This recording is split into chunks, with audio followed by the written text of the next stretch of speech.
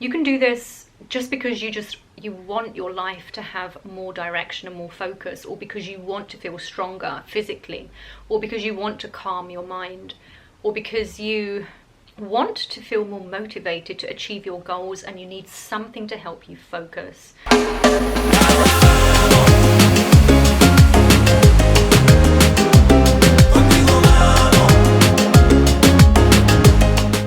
Hi guys, I'm Tasha from Travelandtash. Today I'm recording an unusual video. It's not my usual content, but this is a special request from one of my subscribers and also one of my dearest friends, Van. We were having a conversation about how I prevent feelings of depression and how I stay so positive and so motivated. A very large part of that is how I start off my morning every single day, and I've been doing this for about 3 years.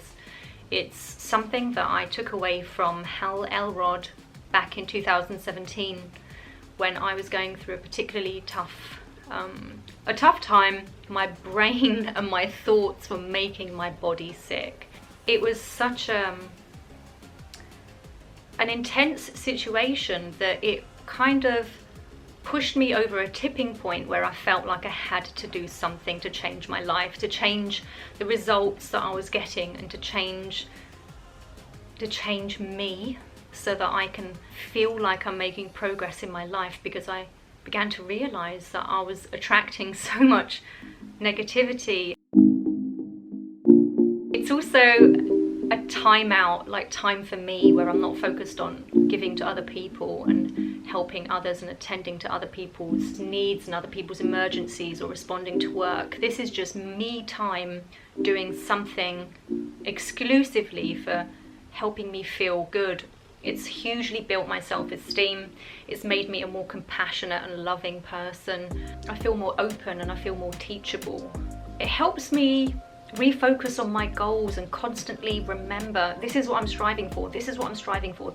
I'm actually able to just switch off my brain from constantly churning and problem solving and anticipating. Even though I'm going to take you through the steps that I usually do, you pick and choose what's going to work for you. You know, you can start off with one and then maybe add another one in if you think that that's going to be useful. The routine can take me anywhere from 45 minutes to an hour and a half. It really depends on how much time you want to spend on it and which particular things you pull out that you want to focus on. When you're sleeping, you dehydrate a lot because you haven't been drinking for 6 to 8 hours. And so your body is very dehydrated and you need to have 1 or 2 glasses of water with a slice of lemon, which is really cleansing for your internal body. I recognize that there might be some fellas out there that are just like, no, there's no frigging way I'm gonna start getting up and dancing in the morning. You know, that's a girly thing or whatever. But the point is, do something that you know helps you immediately feel good. I love listening to like electronic music, to Latin music, and I will dance sometimes from 5 to 15 minutes or even more, depending on how much I'm enjoying and feeling the music that day. And I'll often sing along. Sometimes I'll actually just go out for a walk. I prefer to go walking in nature where you can actually hear the sound of the birds, the water flowing. I love to go to my local river, the Yangtze here, which is the closest that I have really to nature in this concrete urban jungle of Gangnam where I live. Chilling with nature, or alternatively staying at home doing a yoga video. I often follow either Esther Eckhart or David Precision, who's based in Canada, and I'll choose whatever video is gonna best suit whatever needs to be addressed with my body at that time. Whether it's hips, whether it's shoulders, whether I really feel like I need to open up my upper body, or whether my legs really need to be toned, I will select a video for that. Oftentimes, but not every time, yoga will help me begin to switch off my thoughts and even sometimes when I don't, I actually begin noticing, oh, Natasha, you're thinking a lot. You're really thinking a lot about this topic, and then you switch to that topic, you know, in the course of like a 15-minute yoga workout. But I'll become more in tune to what my brain is doing while I'm doing yoga. After that, I do meditation. My favorites are Tony Robbins, Mindvalley, and also Deepak Chopra. The Tony Robbins meditation will give me a lot of energy and make me feel really like, oh, just do what you need to do, like, ah! Like I love to do his meditations on a Saturday, particularly because he'll just leave you feeling like, oh my god, you know, I can just go for it. I can just really achieve and just focus on, you know, going toward that particular plan that you have, that future that you have for yourself. I really like Mindvalley's meditation because Vishen Lakhiani does a forgiveness practice, and I've realized that there are a lot of things that I haven't forgiven in my past, a lot of baggage, a lot of weight that I haven't released properly yet. But getting through all of these little things that you haven't let go of yet, all of these little, I say little, but some of them are major, stuff that you haven't forgiven from your childhood, stuff that happened 5 years ago. You know, this is all the kind of crap that you bring into your new relationships and new friendships if you don't find an outlet to begin releasing it, and to just decide, you know what, I'm not going to be laden down by this burden anymore. I'm not going to let my past affect the person I'm now becoming, because that's just no longer part of me. So I really like Vishen's meditation for that particular reason. I also really like Deepak Chopra because Deepak Chopra focuses a lot on gratitude, and he uses mantras, and it has like a very modern yogic kind of guru feel to it, which is unlike the other two videos I listen to. And I like to do his meditations when I feel like I need to feel loving, and I need to feel compassionate, and I need to reconnect with the loving part in my heart. When Hal Elrod introduced this as one of his particular steps in his Miracle Morning book, I had never heard of visualization before, and I was just like, what the hell is this? Visualization is a practice of imagining your future as you intend to create it. That means taking full responsibility for the future that you're attracting into your life, and imagining the details of it, the details of what it feels like to have achieved that. That could be love, that could be travel adventures. And so in my mind, I picture 3 very specific goals. One is travel and adventure, and one is connected to building my business, and my third one is connected to attracting my life partner. And so these 3 major goals for me are the particular 3 foci that I imagine, and that I work out the details, and I savor or taste, even though they haven't manifested yet.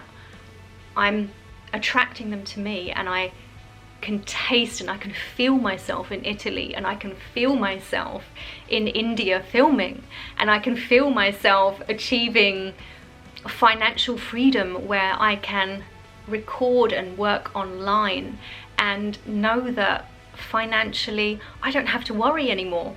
And so what I'm saying is that visualization is an extremely powerful tool, and you have to learn how to use it. And the thing is that it requires investing into figuring out the details and being creative and imagining the smell and the touch and the taste of what it is that you're experiencing, so that you experiencing it before it even manifests.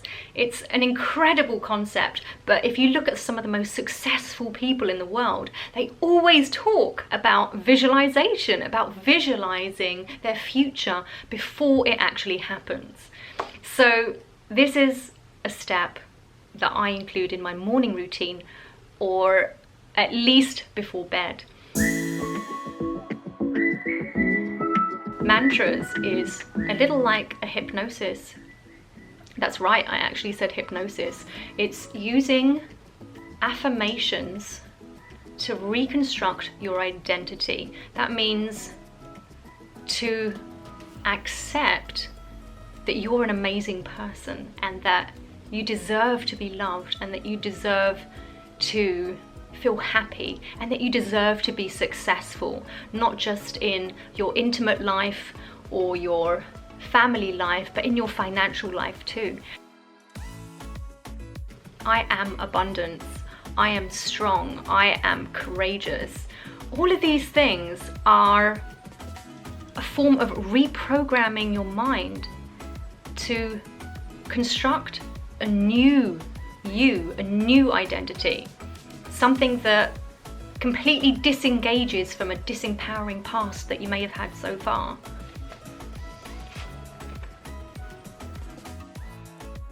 I could do an entire video on just journaling. I found out about journaling through a guy called Clark Kegley. Clark Kegley runs an entire series on just how to journal. Let me take you through what I do. These are all my journals. I think one of them hasn't been written in. I like to have blank pages if possible, so that I can do doodles that are like spidergrams. Date how I feel and why that probably is the case. Then I talk about what my top result is going to be that day, why that's important. I like to either take pieces of information that I've listened to from interviews, and I write something here, something that I've learned that's really important that I want to remember or digest more. It takes emotional maturity to accept that people will share when they're ready.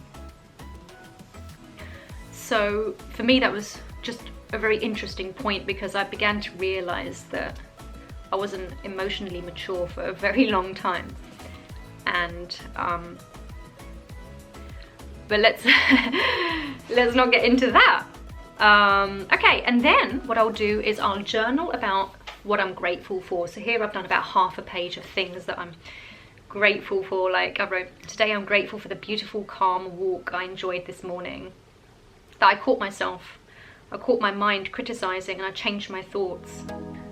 When you really hone in and you focus on the rich goodness of the people around you, the people that you love, and that you know, that shower you with love in one way or another, and you know, the rich conversations that you have with friends, and the care and attention, and you know, ways that people show love. It's just, you know, there's so many things to be grateful for, that when you write it down and you're like, oh wow, sometimes by the end of it I'm like, oh my God, I seriously love my life. I love my life. I just have so many good things. There's just so many wonderful things about my lifestyle, about the people in my life. My point is, guys, is that when you really begin to do gratitude journaling, it's just a wonderful, wonderful way to, you know, to wrap up your morning routine. That's one of the things I don't skip when I go on these long walks in the morning. Anyway, guys, Van, I hope that I've answered your question. I know that you guys are going to have more questions for me about this. Please feel free to drop them in the comments below. I'm going to read all of your comments, and I'm going to leave links to the resources that I've mentioned by my different mentors, and perhaps someday I'll record another video with more details. I have just published an article on my website reviewing 2020, the struggles, and the gems, the wonderful lessons that I've learned, I highly recommend that you go and check it out. I recommend that you do something similar. Give yourself credit for all of the challenges that you have overcome, and that kind of leaves you with a slate from which to begin thinking about, well, what do I want from 2021? What do I want for next year? And what do I want for 3 years' time? Looking at the bigger picture. Guys, thank you so much. If you haven't already subscribed, hit the subscribe button and the bell notification. I'll see you on the next video, and let me know if you want me to record more videos like this. Bye!